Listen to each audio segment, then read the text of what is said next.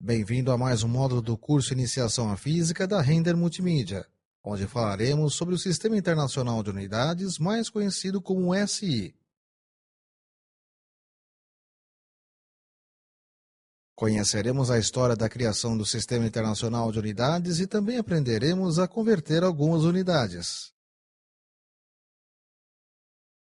Vamos lá! Como já vimos, uma das etapas do método científico consiste em fazer experimentos. A observação dos fenômenos que ocorrem em um experimento fica mais completa quando se pode associá-la a uma certa quantidade física. Esse fato de associar dados de uma observação com uma quantidade física é o que chamamos de medir. Com a necessidade de fazer medidas, foi necessário ao longo do tempo a criação das unidades de medida. No início, essas medidas estavam relacionadas com o tamanho de uma parte do corpo do rei que governava determinada região. Por exemplo, usavam-se como medida o palmo, que é a distância entre o polegar e o dedo mínimo com a mão aberta. A mão, que é a distância dos 4 dedos mantidos juntos, o pé, que é o tamanho do pé do rei, e a jarda, que é o comprimento da circunferência da cintura do rei.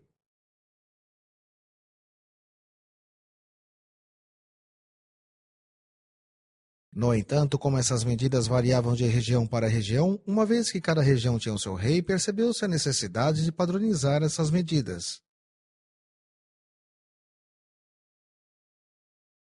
É neste contexto que surge o Sistema Internacional de Unidades, que possui 7 unidades fundamentais. Quaisquer outras unidades derivam destas 7.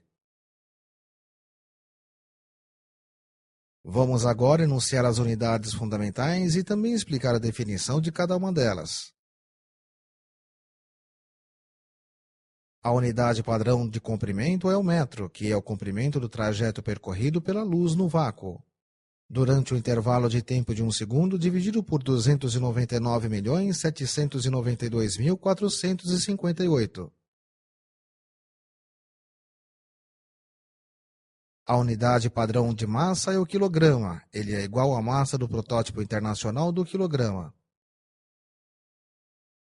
A unidade padrão de tempo é o segundo, que é a duração de 9.192.631.770 períodos da radiação correspondente à transição entre os dois níveis hiperfinos do estado fundamental do átomo de Césio 133. A unidade de corrente elétrica é um ampere, definida como a intensidade de uma corrente elétrica constante que, mantida em 2 condutores paralelos retilíneos de comprimento infinito de seção circular desprezível e situados à distância de 1 metro entre si no vácuo, produz entre estes condutores uma força igual a 2 vezes 10 elevado a menos 7 newtons por metro de comprimento.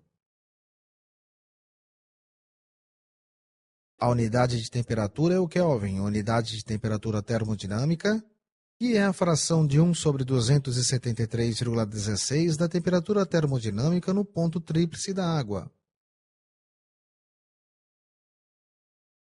Embora estejamos acostumados com graus Celsius, esta não é a unidade fundamental de temperatura.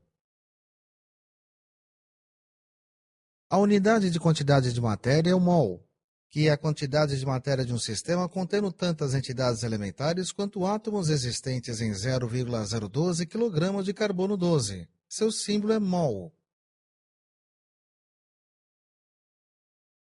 Vale lembrar que quando se utiliza o mol, as entidades elementares devem ser especificadas, podendo ser átomos, moléculas, íons, elétrons, assim como outras partículas ou agrupamentos especificados de tais partículas. A unidade de intensidade luminosa é a candela, que é a intensidade luminosa numa dada direção de uma fonte que emite uma radiação monocromática de frequência de 540 vezes 10 elevado a 12 Hz, e cuja intensidade energética nessa direção é 1 sobre 683 watts por esterradiano. Alguns termos e palavras dessas definições podem lhe parecer estranhos e desconhecidos. No entanto, nosso objetivo é que você tenha nesse curso introdutório uma visão geral da física. O aprofundamento e a explicação total desses termos não é o objetivo deste curso. Encerramos aqui esta aula onde conhecemos um pouco sobre o SI.